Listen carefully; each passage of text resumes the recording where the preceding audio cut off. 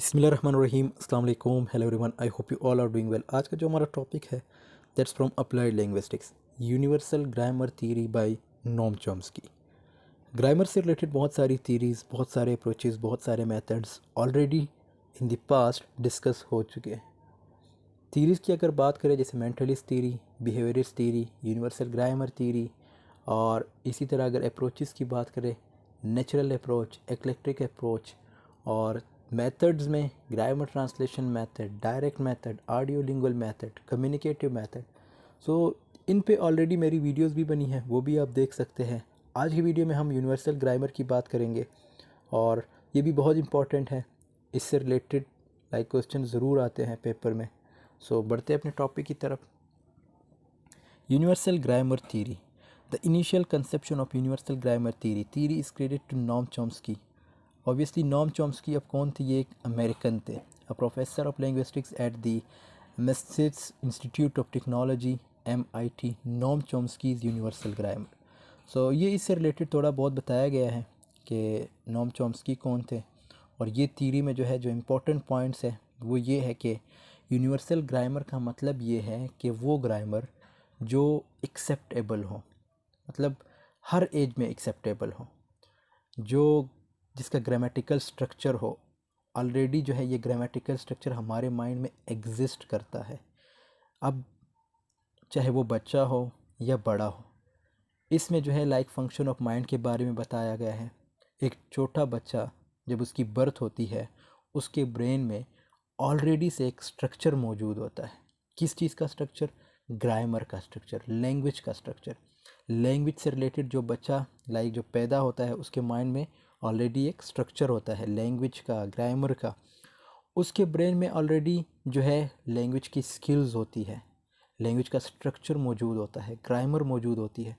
और जो माइंड है वो खाली स्लेट नहीं होता, ब्लैंक स्लेट नहीं होता, बल्कि उसके अंदर पहले ही रूल्स एग्जिस्ट करते हैं। और हमारे ब्रेन में ऑलरेडी से एक सिस्टम होता है जिसका नाम है language acquisition device, in simple words we also say LAD। और ये जो डिवाइस होती है ये जो हमारी लैंग्वेज एक्विजिशन का जो प्रोसेस है उसको तेज़ कर देती है।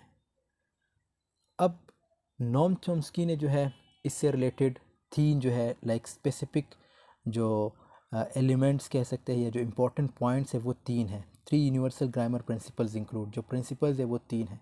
पहला है हमारे पास universality of language. Universality of language का क्या मतलब है? इसको अगर हम उर्दू में देखें तो इसका मतलब है ज़बान की आफाकियत। अब इसमें क्या होता है, जो पहला प्रिंसिपल है इसमें क्या बताया गया है? इसमें ये बताया गया है कि every child knows basic grammar. जो कोई भी बच्चा है ना, मतलब जब उसकी बर्थ होती है तो वो बेसिक ग्रामर जानता है, उसके रूल्स जानता है। ही ओनली लर्न्स वोकेबलरी। अब जो बच्चा है वो वोकेबलरी कहाँ से सीखता है? अपने एल्डर्स से, अपनी सोसाइटीज़ के लोगों से, because he already nose the grammar. क्योंकि भाई ऑलरेडी जो है उसको ग्रामर का पता है, सिर्फ उसने वोकेबलरी सीखनी होती। और वो वोकेबलरी कहाँ से सीखता है? अपने बड़ों से सीखता है। सो जो पहला पॉइंट है इसमें यही बताया गया है कि every child knows basic grammar rules, means basic grammar rules. He only learns vocabulary from his elders because he already knows the grammar. So this was the first point which was represented by Noam Chomsky regarding universal grammar theory. And the second point, that was convergence. Now convergence में क्या बताया गया है कि convergence में ये होता है certain language share the same laws of grammar। यहाँ पे आपने फोकस करना है laws of grammar such as those of the Romans language Spanish, French, Italian, Portuguese and Romanian. अब यहाँ पे ये इन्होंने अपने लैंग्वेजेस के एग्जांपल दिए हैं जैसे Spanish, French, Italian, Portuguese and Romanian. तो सेकंड जो रूल है उसमें ये बताया गया है कि all language across the culture have the same grammatical structure, कि जितने भी लैंग्वेजेस है उन सब का ग्रामेटिकल स्ट्रक्चर सेम होता है। 99% उनका जो है जो ग्रामेटिकल स्ट्रक्चर है वो सेम होता है। अब अगर हम उर्दू को देख लें, इंग्लिश को देख लें, तो इसमें अगर हम बात करें एडजेक्टिव की, एडजेक्टिव किससे कहते हैं? एडजेक्टिव अगर उर्दू में देखें, उर्दू में भी इसका लाइक जो मीनिंग है वो सिफ्त को कहते हैं। इसी तरह नॉन है, नॉन उर्दू में भी है जिसको हम इसम कहते हैं। इसी तरह अगर हम वर्ब की बात करें, वर्ब इंग्लिश में भी है, उर्दू में भी इसको फ़ेल कहते हैं। तो ये सारी चीज़ें जो है हर लैंग्वेज में मौजूद है। इसी तरह आप पश्तो में देख सकते हैं, उर्दू, पंजाबी, सिंधी, बलोची, मतलब सबका अपना ग्रामर होता है और सबको पता है कि मतलब सब लैंग्वेजेस में ये होता है कि सब्जेक्ट कहाँ लगाना है, उसके बाद वर्ब लगाना है, उसके बाद ऑब्जेक्ट लगाना है। तो ये चीज़ जो है सेकंड रूल में डिस्कस की गई है। And the second rule is about that all languages across the culture have the same grammatical structure. Like noun in English, what we say in Urdu, ism. Verb in English, and what we say in Urdu, फ़हल। इसी तरह adjective in English, what we say in Urdu, that's सिफ्त। और दूसरे जो like parts of speech होते हैं या जो structure होता है ग्रामर का, ये सब लैंग्वेजेस में एक जैसा होता है।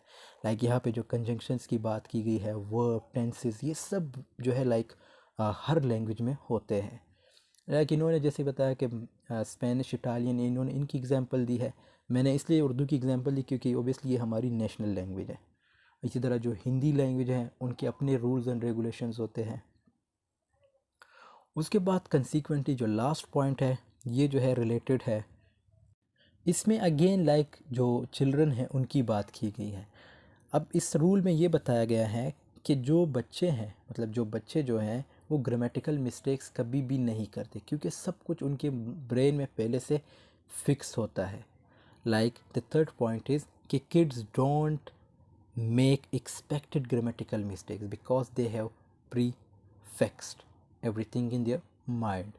So जो बच्चे होते हैं वो ग्रामेटिकल मिस्टेक्स कभी भी नहीं करते क्योंकि सब कुछ उनके ब्रेन में होता है, पहले से मौजूद होता है। लाइक आई सेड कि जो ब्रेन होता है वो ब्लैंक स्लेट नहीं होता, ब्रेन के अंदर ऑलरेडी ग्रामेटिकल स्ट्रक्चर, जो ग्रामेटिकल फंक्शंस वगैरह, लाइक फंक्शन ऑफ माइंड के बारे में जैसे हमने बात की है, जो पहले स्लाइड उसमें बात की थी कि फंक्शन ऑफ माइंड के बारे में बताया गया है कि एक बच्चा जब पैदा होता है उसके ब्रेन में ऑलरेडी से एक स्ट्रक्चर मौजूद होता है। लैंग्वेज से रिलेटेड जो बच्चा लाइक जो लैंग्वेज से रिलेटेड जो है वो एक स्ट्रक्चर होता है।